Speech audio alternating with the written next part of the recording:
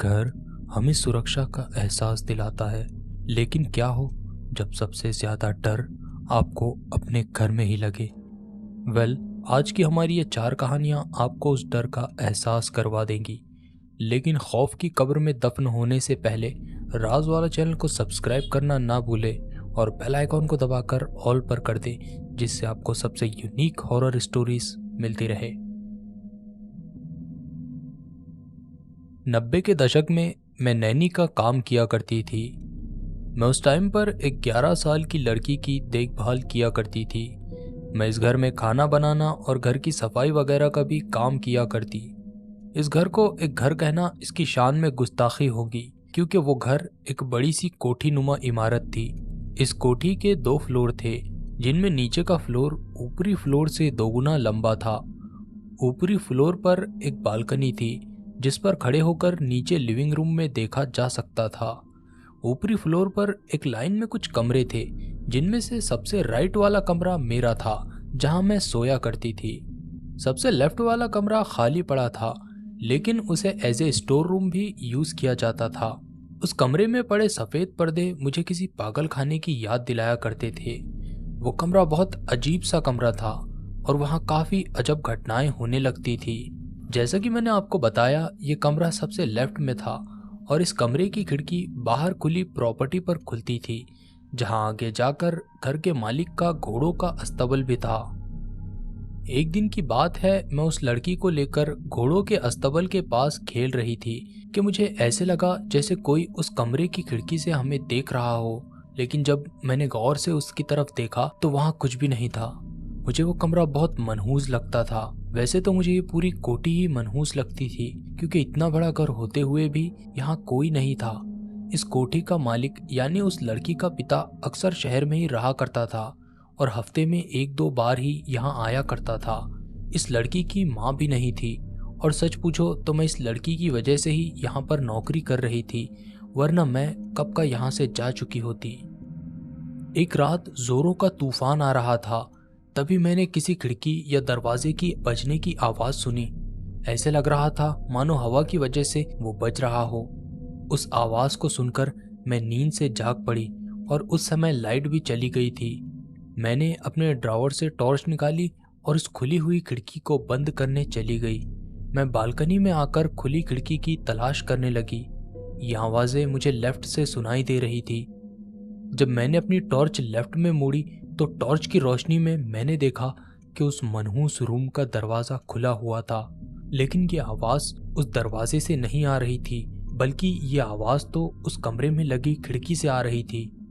मैं उस कमरे में जाना तो नहीं चाहती थी, लेकिन वो आवाज भी मुझसे बर्दाश्त नहीं हो रही थी और उसके होते हुए मुझे नींद नहीं आ सकती थी। इसलिए मैं खिड़की बंद करने उस कमरे में चली गई।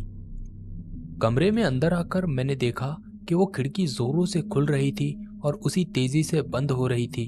ये खिड़की काफी बड़ी सी खिड़की थी, लगभग मेरे आधे कद जितनी बड़ी।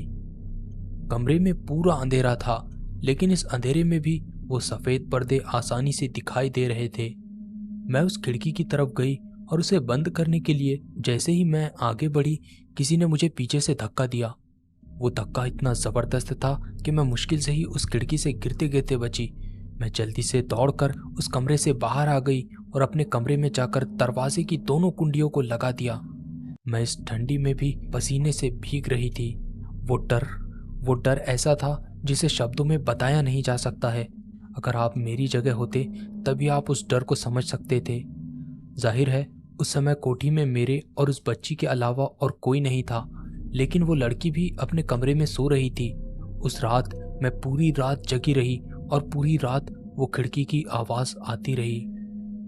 मैंने इस घर में कई बार एक सफेद कपड़ों में किसी महिला को देखा है, खासकर उसी मनहूस कमरे में। लेकिन अजीब बात यह है कि वो जब भी मुझे दिखाई देती है, उसका सिर्फ ऊपरी हिस्सा ही मुझे दिखाई देता है।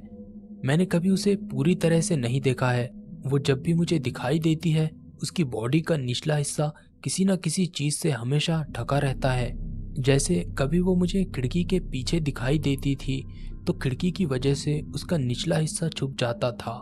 वहीं कभी वो मुझे सोफे के पीछे या फिर टेबल के पीछे दिखाई देती थी। मतलब वो जब भी दिखाई देती थी उसका निचला हिस्सा हमेशा किसी न किसी चीज से ढका हुआ रहता था।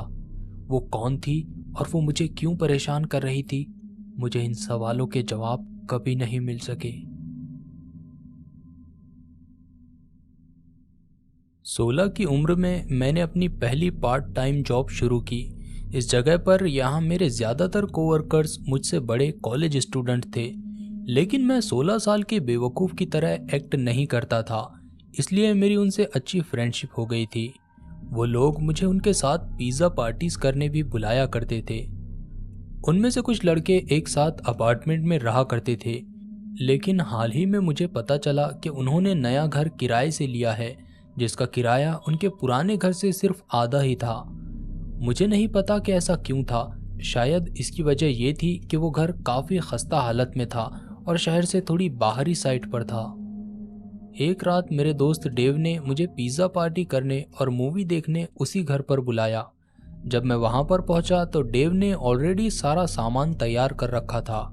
फिर हमने एक मूवी चलाई और मैं जाकर दीवार से लगे सोफे पर बैठने गया कि तभी डेव ने मुझे इशारा किया कि मैं दूसरी तरफ वाले सोफे पर बैठ जाऊं, जो किचन की तरफ था और जिसके आगे दूसरे बेडरूम्स थे।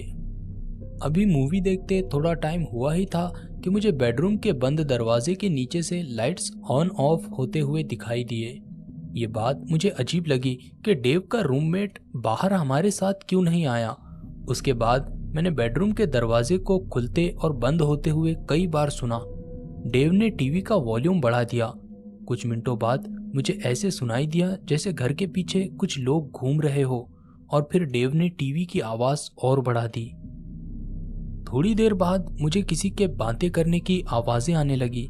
वो आवाज़ें काफ़ी तेज़ थी और उन्हें टीवी के वॉल्यूम के होते हुए भी सुना जा सकता था, लेकिन वो क्या कह रहे थे इसे समझना मुश्किल था। इस बार भी डेव ने टीवी की वॉल्यूम और ज़्यादा बढ़ा दी। फिर दरवाज़ों की ज़ोर ज़ोर से बजने की आवाज़ आने लगी और मैंने डेव की तरफ देखा, लेकिन डेव ने कुछ नहीं कहा और टीवी की आवाज़ और ज़्यादा बढ़ा दी। आखिरकार मैंने अपनी आँख के कॉर्नर से कुछ हलचल को देखा। मुझे ऐसे लगा जैसे डेव का रूममेट बेडरूम से निकलकर किचन में आया हो, लेकिन जब मैंने अपनी गर्दन घुमाकर देखा तो वहाँ कोई नहीं था। और तो और पूरे किचन के कैबिनेट्स खुले हुए थे, जबकि जब मैं यहाँ आया था वो सारे कैबिनेट्स बंद थे।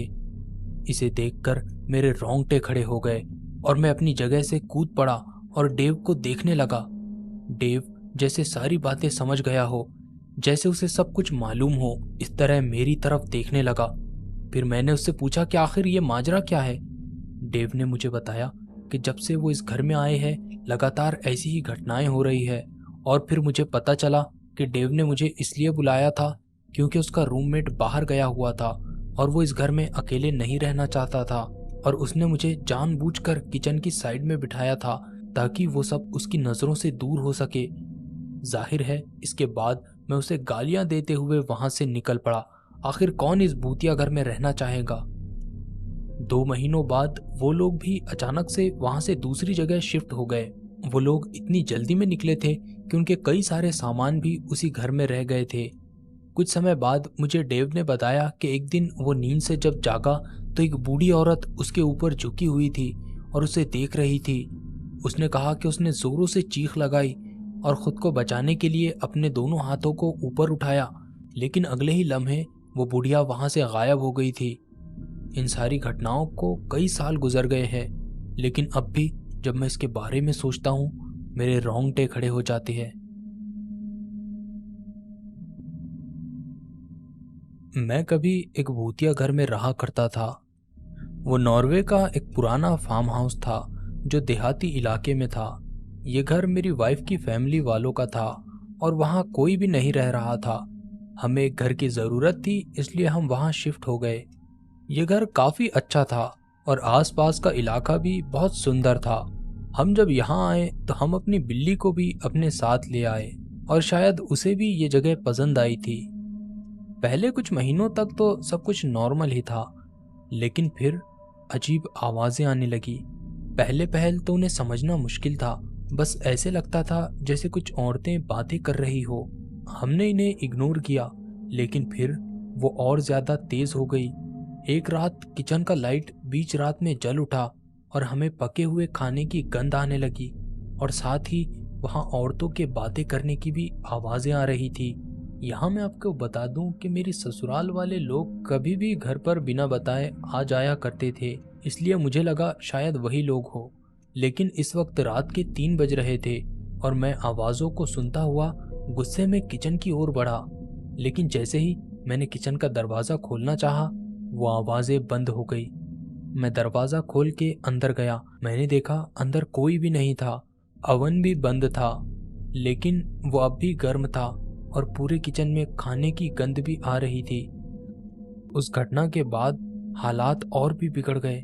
बीच रात में तहखाने से चीखों की आवाज़ आया करती थी और हमारी बिल्ली उन्हें सुनकर बेचैन हो जाती थी और ऐसे लगता था मानो उसे वो चीज़ें दिखाई देती हो।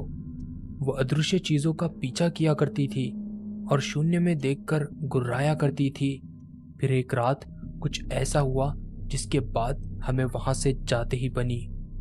एक रात हमें बिल्ली के भयानक चीखों की आवाज़ सुनाई दी। उस बिल्ली ने वैसे आवाज़ें कभी नहीं निकाली थी। उन चीखों को सुनकर हम नींद से जाग उठे और लिविंग रूम में उसे देखने गए। पहले तो वो मुझे दिखाई ही नहीं दी, लेकिन वो उसी रूम में थी। बस वो ज़मीन पर ना होकर छत से उल्टी लटकी हुई थी।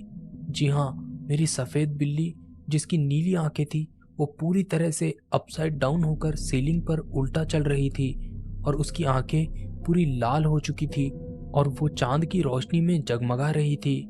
मेरी वाइफ ने बिल्ली को देखा और वो चीख पड़ी। फिर बिल्ली ने आवाज़ें निकालनी बंद कर दी और हमारी तरफ देखने लगी और फिर उस बिल्ली ने अपना मुंह खोला और नॉर्वेजियन भाषा में हमसे कहा, निकल जाओ यहाँ से। उसकी आवाज़ किसी बूढ़ी महिला की तरह सुनाई दे रही थी। यह कहकर बिल्ली की आंखों की लाली गायब हो गई और वो नीचे ज़मीन पर आकर गिर गई और दोबारा अपने पैरों पर खड़ी हो गई जैसे कुछ हुआ ही ना हो। उस रात हम वाइफ के पेरेंट्स के घर पर सोए और अगले दिन वहाँ से दूसरी जगह चले गए। वो सब हमारे लिए बहुत ज़्यादा भयानक था। 15 साल पहले मैं मेडागास्कर में रहा करता था और यहाँ के लोग बहुत ज़्यादा अंधविश्वासी थे। उनके पास हमेशा सुनाने के लिए ढेरों भूतों की कहानियाँ हुआ करती थी। जहाँ मेरे पेरेंट्स काम किया करते थे उसी के नज़दीक हमारा पुराना बड़ा सा घर था। इस घर की दीवारें बहुत मोटी थी और इसके कॉरिडोर्स भी बहुत लंबे थे। बाद में हमें पता चला कि यह घर किसी डायरेक्टर का था और यहीं पर उसकी बीवी किसी प्लेग की वजह से मारी गई थी। ये कहानी इस बात पर डिपेंड करती है कि कौन उसे सुना रहा है, लेकिन सभी सुनाने वालों में एक बात कॉमन होती थी, वो ये कि ये घर भूतिया है। सच बताऊं तो यह घर देखने में ही बहुत डरावना लगता था। इस घर के बेसमेंट में गहरा अंधेरा रहा करता था और उस बेसमेंट के अंदर भी कमरे थे जो और भी ज्यादा डार्क थे। इन कमरों के दरवाजों के ऊपर सफेद रंग की खोपड़ी नुमा नक्काशी बनी हुई थी। इस घर का एटिक भी बहुत बड़ा था, ये पूरे घर में जाता था और उस एटिक के आखिर पर एक कमरा था जो हमेशा बंद ही रहा करता था। उस कमरे के आसपास मकड़ियों ने जाल बना रखा था। उस कमरे को देखकर ही मेरे रोंगटे खड़े हो जाया करते थे और मैं कभी भी उस कमरे के आसपास नहीं गया। इस एटिक को जाने वाली सीढ़ियां जहां थी वहीं पर हमारा बाथरूम भी था, इसलिए देर रात में बाथरूम जाने में भी मुझे डर लगा करता था। मेरे भाई को यहाँ पर अजनबी लोग दिखाई दिया करते थे, लेकिन उसका कहना था कि वो नुकसान नहीं पहुँचाना चाहते हैं, वो बस दुखी है।